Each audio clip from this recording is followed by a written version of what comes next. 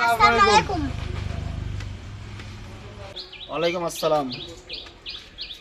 তা তোমরা কে কোথা থেকে এসেছো বলো? স্যার পরজনা থেকে আসছি।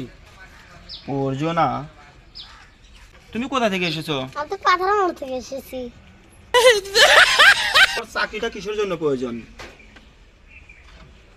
স্যার আসলে এই কথাটা হচ্ছে আমি একটা গরিব ঘরের ছেলে, তো আমার চাকরিটা হলে আমার সংসারটা চলে যাবে। তা বাবু, তোমার চাকরিটা কিসের জন্য দরকার বলো তো দেখি।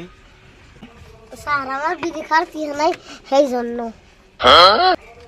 এই এ নিশাকর কোথা থেকে আসলো? এই দারোয়ান, এটা বাড়ি করে দাও। স্যার স্যার স্যার একবারে সময় দেন।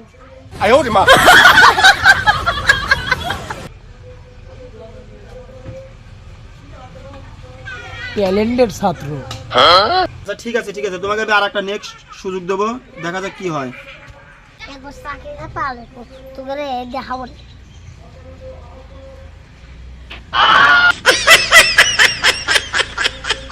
ঠিক আছে, এই পেন্সিলটা তুমি আমার কাছে বেচে দেখাও, কিভাবে তুমি বেচতে পারো।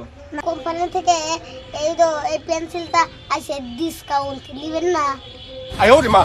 ঠিক আছে, আমি এই পেন্সিল কিনবো না, আমার দরকার নেই কোনো।